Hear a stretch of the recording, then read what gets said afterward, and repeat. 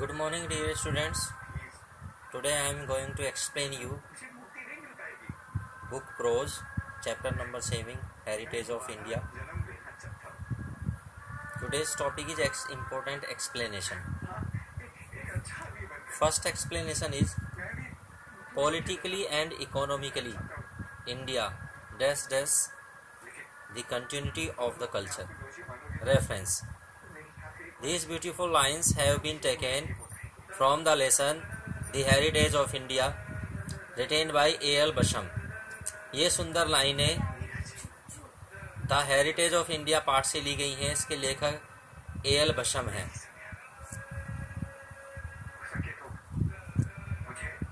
The writer says that India is a great cultural country. लेखक कहता है कि भारत एक महान संस्कृति वाला देश है. He is much impressed with Indian culture. वो भारतीय संस्कृति से बहुत ज़्यादा प्रभावित है. Explanation. The writer says that लेखक कहते हैं कि after the change of time, समय बदलने के साथ there are many changes in Indian history. भारतीय इतिहास में बहुत सारे परिवर्तन हुए. But the culture could not be changed. लेकिन भारत की जो संस्कृति है उन बदलावों के बावजूद भी उसमें कोई बदलाव नहीं हुआ. At present India is facing many problems. अब प्रस्तुत समय में, वर्तमान समय में भारत बहुत सारी समस्याओं का सामना कर रहा है.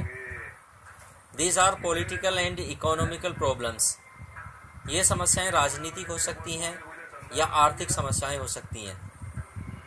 No one can say what will be the future of India. कोई भी अब इस बात को नहीं बता सकता कि भारत का भविष्य क्या होगा.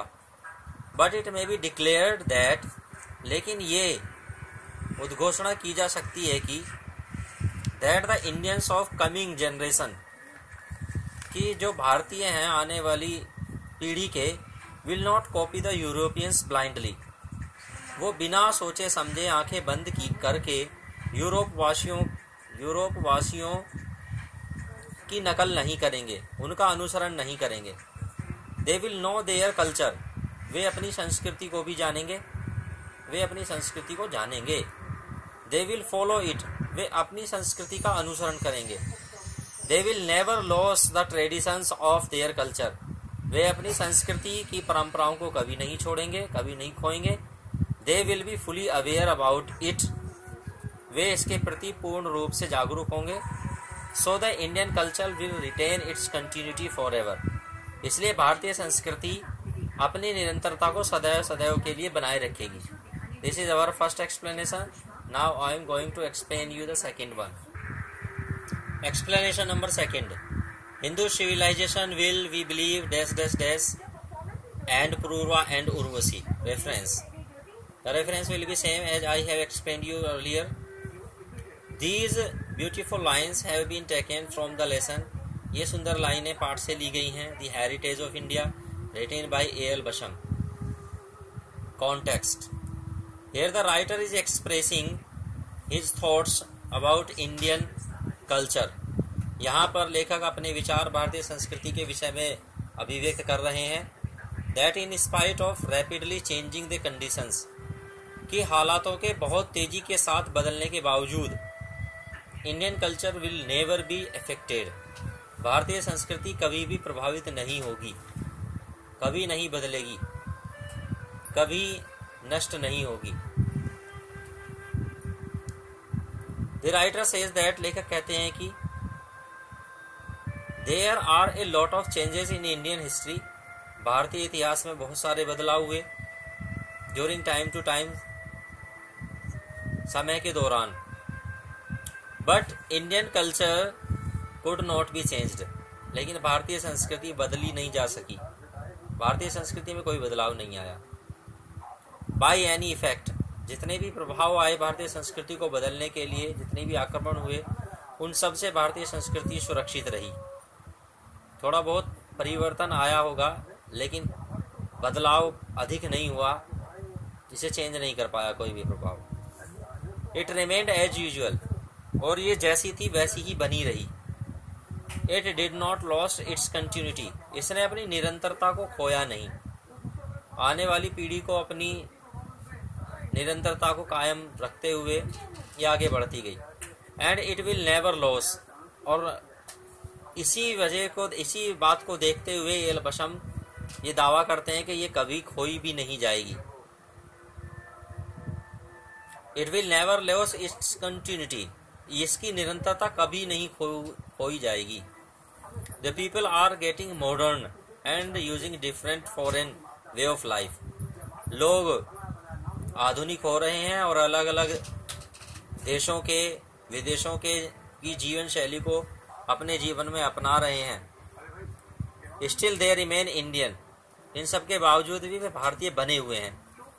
दे celebrate their traditions on it's time, अपना समय जब आता है तो वो अपनी परंपराओं को निभाते हैं, अपने त्योहारों को मनाते हैं। They will continue be learning Bhagavad Gita, वे चाहे किसी भी प्रकार से जीवन शैली को अपनाएं, किसी भी विदेशी शैली को क्यों न अपना लें, लेकिन भगवत गीता को पढ़ा जाना कभी बंद नहीं होगा। एंड उपनिषदों को पढ़ा जाना कभी बंद नहीं होगा। To take inspiration for work, उपनिषदों को पढ़ना कार्य करने के लिए प्रेरणा लेना कभी बंद नहीं होगा। एंड थॉट, और विचारों को सोचना, मनन करना, चिंतन करना, नए विचार सोचना कभी बंद नहीं होगा।